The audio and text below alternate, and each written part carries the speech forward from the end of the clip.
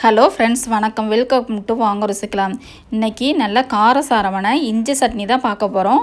இது சாதம், சப்பாத்தி, இட்லி, தோசை எல்லாத்துக்கும் ஏற்ற அருமையான சைட் டிஷ். இது எவ்வளவு டிஃபன் இருந்தாலும் எவ்வளோ சாதம் இருந்தாலும் நமக்கு போதாது. அந்த அளவுக்கு நமக்கு சாப்பிட ரொம்ப பிடிக்கும். வாங்க எப்படி செய்யலான்னு பார்க்கலாம். இதுக்கு 150 கிராம் இஞ்சியை எடுத்துக்கிறேன். அதோட பச்சை மிளகாய், ஒரு பழுத்த தக்காளியும் எடுத்து வச்சுருக்கேன். இஞ்சியை கரண்டியால் இல்லாத சிசரால் நம்ம தோலை சீவி எடுத்துக்கிறேன். தோலை சீவி எடுத்துகிட்டு சின்ன சின்னதாக நான் கட் பண்ணி வச்சுருக்கேன். கட் பண்ணி வச்சதை ஒரு மிக்ஸி ஜாரில் 2 பச்சை மிளகாவோட பல்ஸில் வச்சு அரைச்சி எடுத்துக்கணும். நார்மலாக சட்னி அரைக்கிற மாதிரி அரைக்கக்கூடாது. கொஞ்சம் குறன்னு இருக்கும். பாருங்கள், இந்த மாதிரி அரைச்சி எடுத்துகிட்டு எடுத்துக்கிறேன். அடிக்கனமான கடாயில் நல்லெண்ணெய் சேர்த்து பண்ணணும். நல்லெண்ணெய் சேர்த்துக்கிறேன். நல்லெண்ணெய் காஞ்சோடனே அதோட கடுகு சேர்த்துக்கிறேன். கடுகு பொரிச்சோடனே கருவேப்பிலையை போட்டு பொரிய விடலாம். கருவேப்பிலை நல்லா பொரிஞ்சிருச்சு. இப்போ அரைச்சி வச்ச இஞ்சி பேஸ்ட்டை நம்ம சேர்த்து அந்த பச்சை ஸ்மெல் போகிற அளவுக்கு நம்ம வதக்கி விடணும். நான் ஒரு பழுத்த நாட்டு தக்காளியை இதோடு சேர்க்குறேன். உங்களுக்கு புளிப்பு சுவை தேவைன்னா இன்னும் ஒரு தக்காளி கூட சேர்த்துக்கலாம். ஏன்னா புளியும் சேர்க்க போகிறோம். அதனால் தக்காளியை நம்ம குறைவாக சேர்த்துக்கிட்டோம்னா நல்லது. இப்போ நம்ம ரெண்டுத்தையும் சுருளை அளவு உப்பு சேர்த்துக்கிறேன்.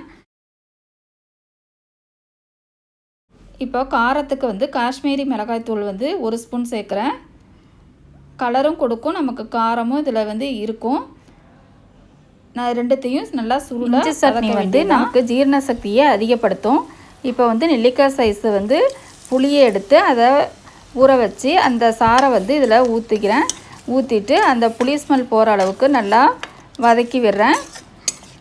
இந்த சுருளை வதக்கணுன்னே நம்ம ஏர்டைட் கண்டெய்னர் கண்ணாடி பாட்டில் ஸ்டோர் பண்ணி வச்சிட்டோம்னா நமக்கு ரொம்ப நாள் கெடாமல் இருக்கும். இப்போ மேலே சிந்தாமல் இருக்கிறதுக்காக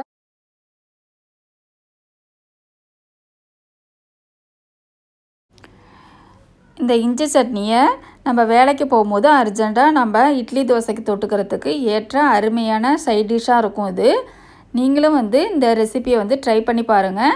ஏற்கனவே கார சட்னி போட்டிருக்கேன். அது டிஸ்கிரிப்ஷன் லிங்கில் தர்றேன். அதுக்கும் பார்த்து சப்போர்ட் பண்ணுங்கள். வீடியோ முதன்முறையாக பார்க்குறவங்க வாங்க ருசிக்கலாம்க்கு சப்ஸ்கிரைப் பண்ணுங்கள். ஃப்ரெண்ட்ஸ் அண்ட் ரிலேட்டிவ்ஸ்க்கு ஷேர் பண்ணுங்கள். நோட்டிஃபிகேஷன் சிம்பிளை கிளிக் பண்ணுங்கள்.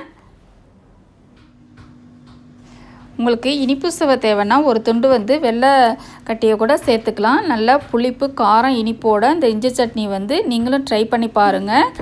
தேங்க்யூ ஃபார் வாட்சிங்.